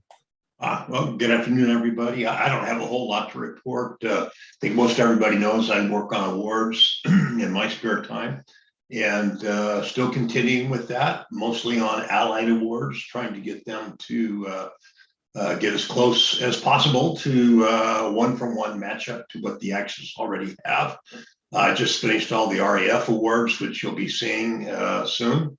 And we are ready for this campaign. We will have all of the end of campaign awards for both sides this time. So we're set for that. Sorry for problems in the past. That's all I have. Great. Super. I would just like to add here on my last little bit here is that there's going to be some change with this, and with this new lieutenant colonel and the involvement with the HC and that integration. Give each other some grace here, because we know this game elicits a lot of strong passion, and at times that passion can get the best of us, myself included, and we sometimes say or type things that on reflection we probably wouldn't, but people are going to make mistakes, and that's how we learn. No one's perfect. And so as we go through the intermission, and then of course you're doing the campaigns, I just ask you to give some people some grace and try to remember like when you were new and at the map and trying to learn things and getting bombarded with text messages and multiple voices, whether it be through text comms or through voice on Discord, what that can feel like sometimes. So anyway, that's really all that I have. Just keep up, like Boom Boom said, keep fighting. A lot of good stuff coming.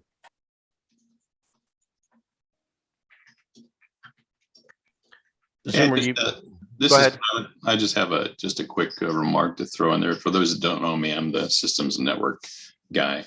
But what I want to do, I play a lot in time zone 3, and sometimes it gets pretty lonely out there. I just want to put a challenge out to all the squadron CEOs and XOs and recruiters. I've gone through a lot of squad lists where you've had hundreds of people in that list, but only 6 or 7 active. Go ahead and reach out to your old squad mates. Try to see if you can't get them to come back into the game.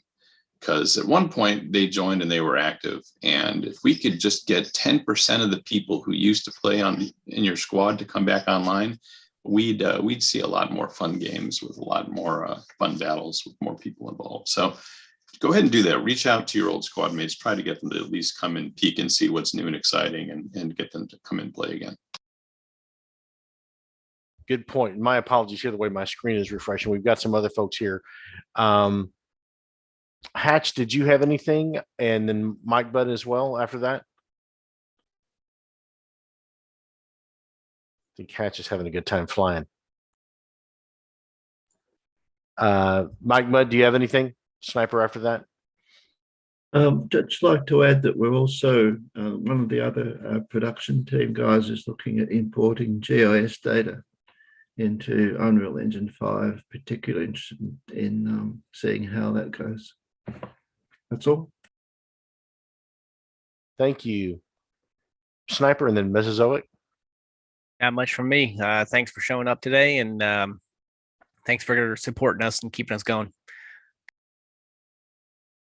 Yeah, I'm happy to be here, and look forward to a lot of cool new stuff.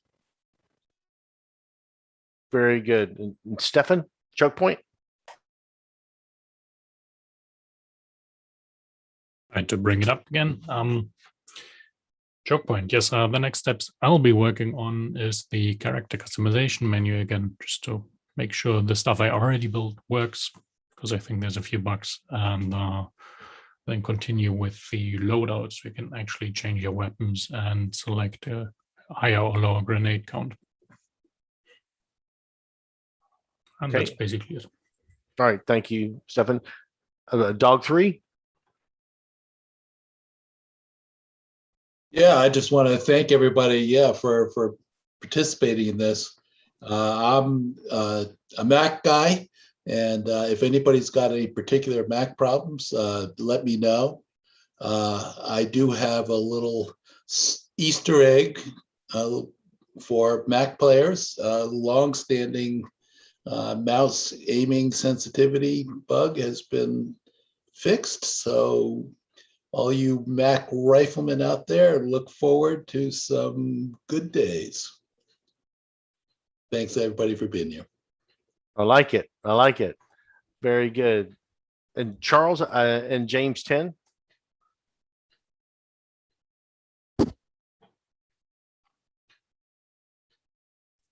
Nothing. I'll let James speak first.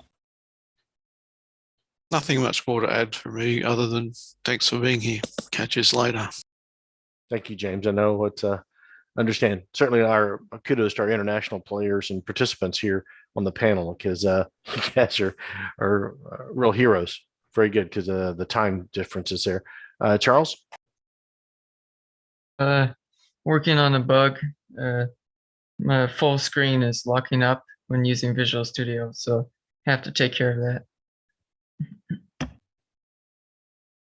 Very good. And I'm seeing Bannicher. I'm not familiar with that nickname. He's one of our artists over on Wing 2. That's been out here. Yeah. Okay. I didn't know if you were back, Zuma. I'll pass the torch to you. That's fine. I don't mind. Go ahead. No, Bannicher, do you have something you want to add? You're welcome to speak if you'd like.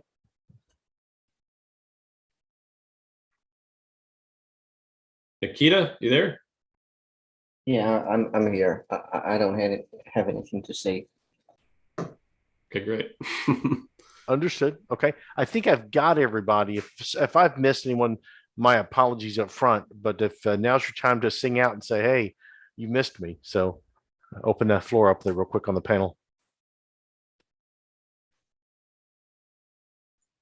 Okay, good deal. Zoom, I think we've touched on everybody, sir. All right. Well, a quick wrap up here. I hope you've been enjoying the basic flight here from Hatch on the JU-88. Again, we're going to try and get this in before the year's end, as well as the Wellington. That's next on the list.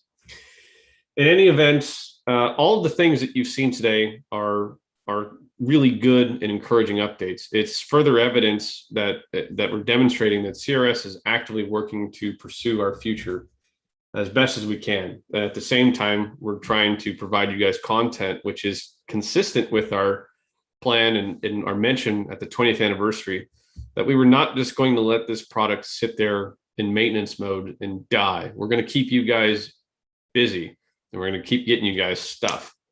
To pull this all off with the resources that we have is difficult, to say it the least. Recently, as of our anniversary, and then we actually implemented it in July, consistent with our plan, we dropped our subscription rate down. To those of you who have continued to hold the line as heroes or maintained your existing subscriptions, particularly the guys at $17.99, I want to say thanks. This has helped us do well.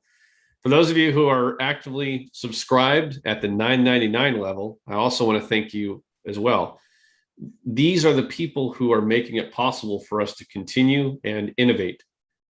We still have more volunteers than I would like on our team. I love them all. They're necessary to our mission, but I think we can do better. And that really is up to the players stepping up. I'm going to shamelessly say that again. We need you guys to continue to step up and realize that these things don't just happen by, osmosis. It requires an active participation and subscription. So consistent with what Pilot MC just said, which is to encourage your friends to come back, we have given you the best price point for them to come back. We will not go any lower, period. That's the lowest. That's the bottom of the barrel, the original rate, $9.99 a month. Please, I implore you to act as recruiters, get these people back in, get our friends back in. Throughout November, I have invested some resources into a direct mail marketing campaign, which you all can attest, we've never done that before. I will be spending some serious time with our business team throughout November and December to maximize the influx of returning and new players as much as possible during that time. We'd like to see those numbers go up. While these things are still taking place, the development of 2.0, the active priorities of 1.0, and certainly Chokepoint,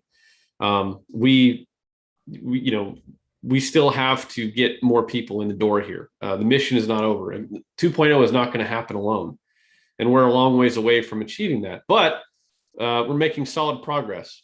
I just don't want you guys to lose sight of and just say, "Oh, okay, that's it. Cool. It's just going to happen." It's going to take us some time. So to wrap up, please subscribe if you're listening. If you've been a fan of this game from the beginning, if you've always wanted us to get better graphics and to do more, right now is the time. Right now, throughout this holiday season, subscribe.